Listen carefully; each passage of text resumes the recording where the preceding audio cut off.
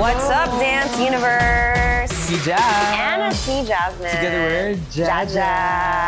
Ayan, nakikita nyo naman kami ulit ang duo for this week.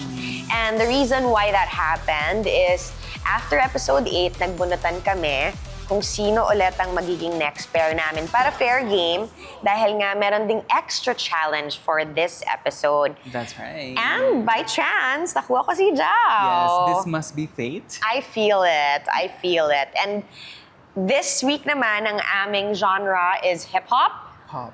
And we've got Coach Dune with us to guide us through a Chris Brown choreography. So, Yes, this is so exciting kasi first time namin mag-hip-hop here in this show. At kami pa yung nag-duo. Yeah. And together we're gonna do hip-hop. So, it is so exciting.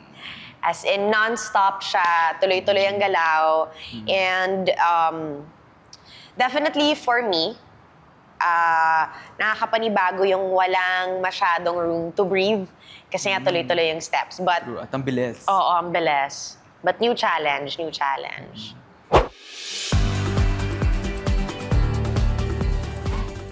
So, since third pairing na natin to, I'm wondering, whenever you go home or you're with your bandmates, no? Ooh, yes. Your group mates in Alamat, I wonder what it is about me that you share, lalo na third time na natin to. OMG, this is a revelation. Are you ready for this? this? Kasi genuinely, nagkukwento talaga ako about Ate Jazz. Friends ko, ganun. Sa family, hindi pa kasi nasa Pampanga sila. Pauwiin niyo muna ako. So, ayun, nagkukwento ako. Sabi ko, I love Ate Jazz. She's so committed. Yeah. Mabilis siya mag-pick up, guys. So, when we're learning the dance, I can see na she makes so much effort para makuha agad yung feels and everything. And I love working with people who are passionate and committed because I can see the fire. Yeah. At dahil dyan, Thank umaapoy you. din yung, na-fuel din yung fire ko. Period. I love that. Thank you. Me naman, every time na I speak to, let's say, kasi my mom and my brother live abroad. So kapag ka-text ko sila, nag-update ako, nagsisend ako ng videos ng rehearsals natin. And every time naka-pair kita, lagi kong sasabi, oh my gosh, I'm so excited. Kasi yun yung galaw na gusto kong makuha. The way you move, the way you extend your body, the way you hit every beat. I want to move like that. It's what I want to attain pag natapos ng show na to. Kasi binibuild ko pa yon sa sarili ko. Pero, pinupush ko para kahit papano, pantay kami every performance. So, yun talaga, your energy, the way you just flawlessly move. As in, every time I watch a rehearsal videos, I'm like, ang linis ni Jao. Yun ang gusto kong magawa. Yun, and that flair, that natural flair and drive from you. I love that. Hi, Dance Universe! Hello, Dance Universe! This is your boy Paul Swag Rizales. Yes, and Denise from Calista. Panis! Panis. Yes, we are the Panis at kami ay magduduo ulit. Yes. And this time, medyo Iba. medyo iba at mas nasa nasa style namin. Ayan. Style parehas. So, ang aming icon na napunta sa amin ay walang iba, kundi Kilala na nila agad. doon pa lang, Oo. kilala na agad nila. Michael Jackson. So, try natin. Continuous tayo. Gawin natin yung step. Try natin para makita natin kung kaya. Game? Ready? 1, 2, 3, 4, 5, 6, 7, and ta-da-da-ta-ta-dan, ta-ta-da-da, ha-ha, ta-da-da, ha-ha-ha. Done? Down. Yun. So, okay yun, ha? Kamusta yung lean forward mo? Magaan siya. Magaan. So, yun.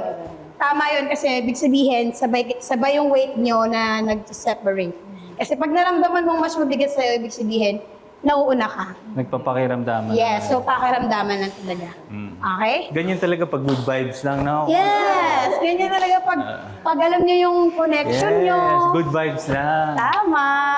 Yeah. Okay, so try natin sa music para makita natin yung good vibes and connection. I-try natin yan ngayon sa music. Okay. Okay? Careful lang ha. Careful pa din. Ikaw naman, syempre, di ba minsan kapag ka umuwi tayo, Oo. or kapag kasama natin mga barkada natin, mga close natin, napagkukwentuhan yan, syempre, imposibleng hindi. Stars on the floor, ganyan. Ako ba, minsan napagkukwentuhan mo, na kukwento mo ba ako, or something, or parang si Paul, ito, naiinis ako minsan, mga ganon. Wala naman. Joke. Meron. Hindi. Wala naman. Napagkukwentuhan mo ba? Oo, nakukwento mo ba ako? Ano, pag naggangamusta sila, ganyan, kung kamusta yung rehearsal, gano'n. Okay. Ano, parang kung paano si Paul, ganyan. Anong sabi mo? Ano naman, kamusta kayo, ganyan. Anong sinasabi mo nga? Si Paul, wala lang yan. Hindi. Lala mo naman?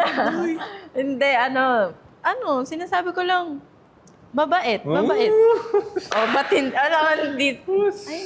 mabait si Paul. Ganun ba? Totoo ba? Gusto mo ng totoo? Ako, magsasalita ako ng totoo. Totoo Pag mga nga. kinukwento ko sa'yo, sasabihin ko. Kasi Di nagkukwento pa rin nga ako. ako tapos eh. Sige. Ba't nangunguna lagi? Hindi, syempre nga, sasabihin ko, mabait si Paul, maalaga nga, ganyan. Wow. Kasi lagi ka naman yung nagtatanong na, anong kailangan mo? Ano ka ba, papasabay or something like that, ganyan. Ganun ka kasi, parang every time may makakaduho ka, parang ina-assure mo kung ano yung mga nila, ganun. Ganun. Every time may makakaduwa? Ganun. Bakit? Parang hindi. Parang hindi ba? Oo. Sa akin lang ba? Sa akin Oo. lang? Sa akin lang. Yan. Okay. Okay, Dance University. Okay, yun na yun. Sharing. Sa akin naman, Okay. anong nakakwento mo? Siyempre, napapansin din ako ng mga kaibigan ko minsan. Diba? Tsaka family ko. Na parang, ito, totoo to na parang, natitipuan mo na ba yan si Denise? Ganyan. May mga ganun silang tanong. Siyempre, bago ako Oo, eh. siyempre. Tsaka maganda. Magaling sumayaw. Di ba? Ando doon yung aura. So sabi ko naman, maganda siya. Oo, naman siya. Mabait and hardworking girl. Sabi ko, pero sa ngayon kasi sabi ko, parang hindi ko naman iisipin pa kung gusto ko o ewan. Kasi nga, nasa competition tayo. So yun lang naman yung mga napagkukwentuhan namin. Kasi siyempre, kilala nila ako na parang, ba't parang yung mga TikTok mo, iba ka, gano'n. Mga asaran, mga asaran ng mga lalaki. Oo. So ako naman, nagpapaasar na, sige, bahala kayo dyan. Oo. So, Lalo siguro nung dun sa Reels nga talaga natin. lalo din. Siguro dun talaga sila na parang nagulat Naintriga sila. No? Oo. Naintriga Kaya sila. asar agad sa akin. Kasi nga parang, syempre, kilala ko ng mga yun, pati family ko, na parang, may mga ganun na asar. Pero syempre, sabi ko naman, hindi, lang naman kami. At least, mas nakikilala ko pa. At mas maganda na bibuild mo na yung pagiging kaibigan natin. Nila Jao. So, ayun, yun lang naman yung mga napagkukwentuhan namin. Lang Patay hindi natin kaya. banggi. Okay. Count tayo. 5, 6, 7, 8, and boom, boom, boom, boom. Ha, and bam. Yun. Nice. Okay. Nice. Okay, so si Denise, drop lang. Boom. Yan, Yeah. drop down lang. Okay? Hindi, mahirap kasi linisin yung Oo. Yung sayo ni Michael Jackson. Kailangan lines. talaga, yung linings, yung pitik, yung attitude. Kasi Ako, nahirapan ako kasi syempre babae ako. Kailangan kong ma-embody na lalaki. Michael Jackson. Minsan nga pag nakagalan ako, sabi ni Coach, ano yan, babaeng Parang posture pwede yan. rin naman gawin si Michael Jackson. Ganun lang dapat. Hindi, tsaka yung pag sumayaw kasi si MJ, soul eh.